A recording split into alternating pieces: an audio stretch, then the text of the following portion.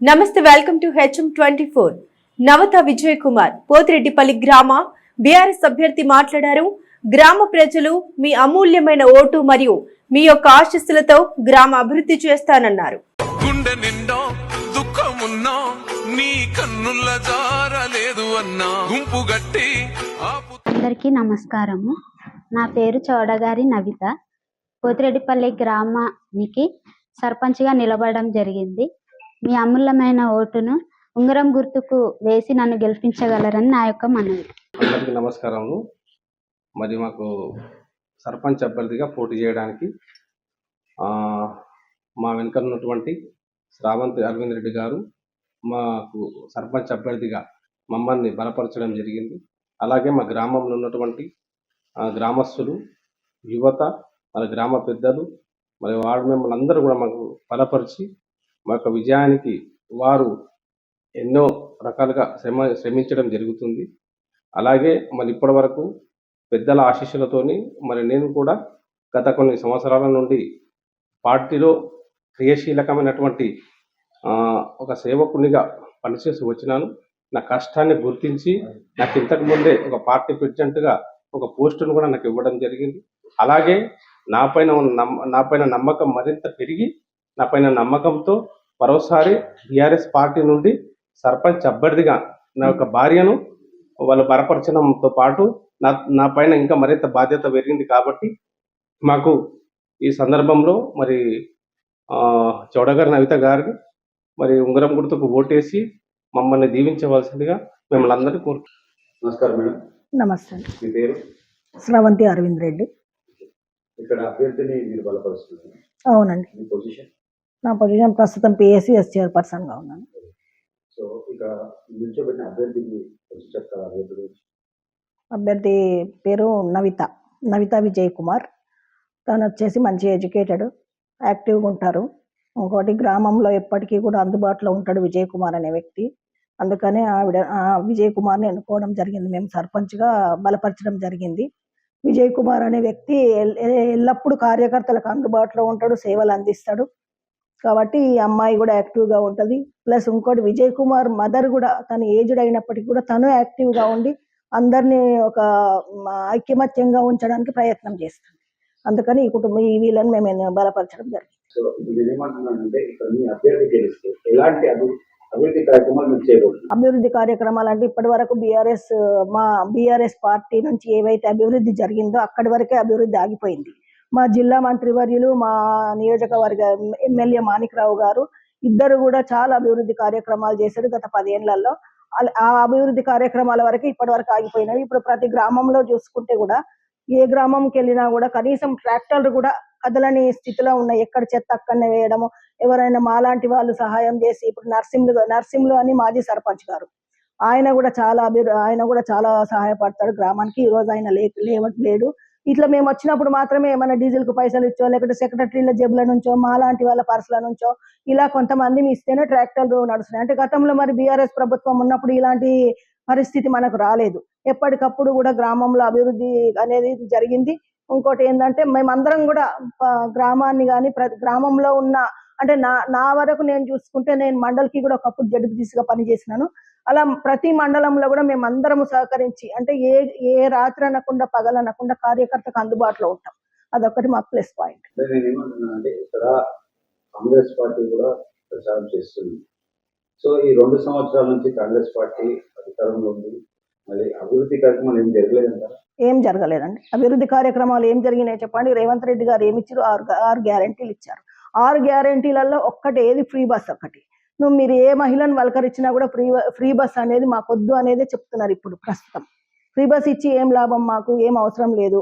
మాకు ఇస్తామన్న 2500 పెన్షన్, వృద్ధులకు ఇస్తామన్న 4000 పెన్షన్లు, ఈ వికలాంగులకు ఇస్తామన్న 4000 పెన్షన్లు ఏవి కూడా రావటం లేదు. కాబట్టి మాకు ఈ ప్రభుత్వం అంటే మాకు నచ్చటం లేదని మాత్రమే చెప్తున్నారు. ప్రతి ఒక్కరు కూడా ప్రస్తుతం అయితే యాంటీగానే వెళ్తున్నారు ప్రభుత్వానికి. అంటే ఇప్పుడున్న గ్రామస్తులు ఎంతో శాతం ఓటింగ్ అవుతుంది. ఇక్కడ జనరల్ గా చూడండి సార్, మేము ఎమ్మెల్యే ఎలక్షన్లు అప్పుడే పోల్ మేనేజ్మెంటే మేము చాలా వరకు అంటే 950 ఓట్లకు మేము 800 పైచిలకు ఓట్లను మేము చేపించినాం. అంటే ఇప్పుడు ఇంకా స్థానిక వ్యక్తి కాబట్టి మేము తప్పకుండా కష్టపడి ఇంకా ఎక్కువ చేయడానికి ప్రయత్నం చేస్తాం. ఇక్కడ ఉన్న గ్రామస్తులకు మీరు ఏం మెసేజ్ ఇవ్వాలి? ఇక్కడ ఉన్న గ్రామస్తులకు మేము ఒకటే చెప్తున్నాము. ఎందుకంటే గత 40 అంటే నా మ్యారేజ్ అయ్యి నేను ఈ గ్రామానికి వచ్చే 34 ఏళ్ళు జరుగుతుంది. అప్పటి నుంచి ఇప్పటి వరకు కూడా మా మామగారు కానీ మా బావగారు కానీ వాళ్ళు 30 ఏళ్ళు సర్పంచ్ పదవిలో ఉన్నారు. తర్వాత మా హస్బెండ్ అరవింద్ రెడ్డి గారు జడ్పీటీసీగా ఉన్నారు. వాళ్ళు 10 ఏళ్ల పాటు పార్టీ ప్రెసిడెంట్గా పనిచేసింది. తర్వాత నేను ఇప్పుడు జడ్పీటీసీగా చేశాను, ప్లస్ పిఎస్సిఎస్ చైర్పర్సన్గా చేశాను. అంటే ఒక రాజకీయ కుటుంబం ఎన్నేళ్ళ ఉండాలో అంతకంటే ఎక్కువ ఉన్నాం మేము. కాబట్టి దయచేసి నేను ఈ ఊరి గ్రామ ప్రజలకు కోరేది ఒకటే, ఇప్పుడున్న దీన్ని బట్టి అంటే ఇప్పటికైనా కూడా ఈ గ్రామంలో ఏ రాత్రి అనకుండా పగలనకుండా గత సర్పంచ్ నరసింహులు గారు కానీ నేను కానీ ఫోన్లు ఇమీడియట్గా లేపుతాము, కార్యకర్తలకు అందుబాటులో ఉంటాము. మా కార్యకర్తలు కానీ మా వార్డు మెంబర్లు కానీ ప్రతి ఒక్కరు కూడా మాకు సహకరిస్తారు. అదొక్కటే నేను ఈ గ్రామ ప్రజలకు ఏం చెప్తున్నా అంటే, మీరు ఎవరైతే సేవ చేస్తారో వాళ్ళని ఎన్నుకోండి. ఎవరు ప్రలోభ పెట్టినా కూడా ప్రలోభాలకు మీరు ఇది కాకూడదని చెప్తాను. మీ అభ్యర్థికి ఎందుకు ఓటేయాలి? మా అభ్యర్థికి ఎందుకు ఓటేయాలంటే మా అభ్యర్థికి మేమందరం ఉన్నాం. మేమందరం కూడా ఆమె అభివృద్ధికి సహకరిస్తాం, ఆమెను ముందుకు తీసుకెళ్తాం. ఏ రకంగా? ఏ రకంగా అంటే ఇప్పుడు గ్రామంలో ఎన్నో సమస్యలు ఉంటాయండి. ఒక గ్రామం అన్నాక ఎన్నో 190 సమస్యలు ఉంటాయి. అలాంటి సమస్యలన్నీ కూడా మా దగ్గరికి ప్రతి ఒక్కరు కూడా ఫోన్లు చేస్తారు. ప్రతి ఒక్కరికి కూడా మేము స్పందిస్తాము. రేపు ఆమెకు కూడా అదే విధంగా మేము స్పందిస్తాము. ఆమెను కూడా మేము ఉన్నాము అనే ఒక ధైర్యం ఇస్తున్నాము. అదొకటి మాకు. మనతో పాటు యువ నాయకులు కూడా ఉన్నారు. వారి మాటలు కూడా తెలుసుకున్నాం. పంచాయతీరాజ్ ఫండ్స్ గురించి కానివ్వండి, మరి ఇక్కడ గ్రామంలో సర్పంచ్ ఎన్నికైనాక ఎలాంటి అభివృద్ధి కార్యక్రమాలు చేస్తే వారి మాటలు. నమస్కారం సార్. నమస్కారం, నా పేరు ప్రణీత్ రెడ్డి. చెప్పండి. సో ఇక్కడ ఎలాంటి అభివృద్ధి కార్యక్రమాలు చేయాలనుకుంటున్నారు? అంటే మీరు యువతలో ఎలాంటి డెవలప్మెంట్ తీసుకురావాలనుకుంటున్నారు? మొట్టమొదటిగా యువత అన్నారు కాబట్టి నేను ఒక విషయం చెప్తాను. ఫస్ట్ ఆఫ్ ఆల్ మా క్యాండిడేట్ ఒక యువతి, ఒక ఎడ్యుకేటెడ్ యూత్ మా క్యాండిడేట్గా మేము డిసైడ్ చేస్తున్నాం. ఎందుకంటే యువతనే ఊరుని ముందుకు నడపగలుగుతుందని చెప్పి మేము కానీ మా గ్రామ పెద్దలు కానీ పార్టీ కానీ నమ్మి వారిని క్యాండిడేట్గా ఎన్నుకోవడం జరిగింది, చూస్ చేసుకోవడం జరిగింది. మరీ ముఖ్యంగా మా క్యాండిడేట్ వాళ్ళ హస్బెండ్ ఎవరైతే నవితను బలపరిచిదో వారు కూడా గత 15-20 ఏళ్ళుగా గ్రామ సేవలో ముందున్నారు. వారు ఫీల్డ్ అసిస్టెంట్ కూడా పనిచేసి ఎటువంటి స్వలాభాలు స్వార్థాలు లేకుండా కూడా ప్రతి ఒక్కరికి, వృద్ధులకు, వితంతుల కోసం వాళ్ళకి ఏమైనా పని ఉంటే చేయడం, టౌన్కి పోతుంటే వాళ్ళకి ఏమైనా కావాలంటే తెచ్చేయడం, అవన్నీ చేసినారు మా క్యాండిడేట్. ఒక గ్రామ సర్పంచ్ అనేటోడు గ్రామానికి అవైలబుల్ ఉండేటప్పుడు గ్రామ సర్పంచ్ మంచిది. ఒక ఆదర్శమైన సర్పంచ్ ఊర్లో ఎల్లప్పుడూ అవైలబుల్ ఉన్నవాడే ఒక గ్రామ సర్పంచ్గా ఉంటే బాగుంటుంది. మా క్యాండిడేట్ ఎల్లప్పుడు 365 రోజులు ఊర్లో నిలబడేటప్పుడు. అంతకంటే గొప్ప క్వాలిఫికేషన్ ఒక గ్రామ సర్పంచ్కి ఇంకోటి ఉండదని నేను అనుకోను. ఎందుకంటే మేమేం అనుకుంటున్నామంటే మా ఆపోజిట్ క్యాండిడేట్ ఊర్లో ఉండరు, మా సర్పంచ్ క్యాండిడేట్ ఊర్లోనే ఉంటారు. ఊర్లోనే ఇల్లుంది, ఊర్లోనే ఉంటారు. 365 రోజులు ఇంటూ 5 సంవత్సరాలు ప్రజలకు ఎల్లప్పుడూ అందుబాటులో ఉంటారు. అండ్ ఇంకొకటి, మా క్యాండిడేట్ ఇంతకుముందు మా సర్పంచ్ ఎవరైతే రమేష్ నరసింహులు ఉన్నారో ప్రతి పెళ్లికి 11,000, ప్రతి మరణానికి 5,000 రూపాయలు వారు గ్రామస్తులకు ఇవ్వడం జరిగింది. కేసీఆర్ పథకాలు అందినట్టే మా ఊర్లో మా సర్పంచ్ పథకాలు అందినాయి. అవే పథకాలను ముందుకు క్యారీ ఫార్వర్డ్ చేసుకుంటూ మా క్యాండిడేట్ నవత కూడా వచ్చింది.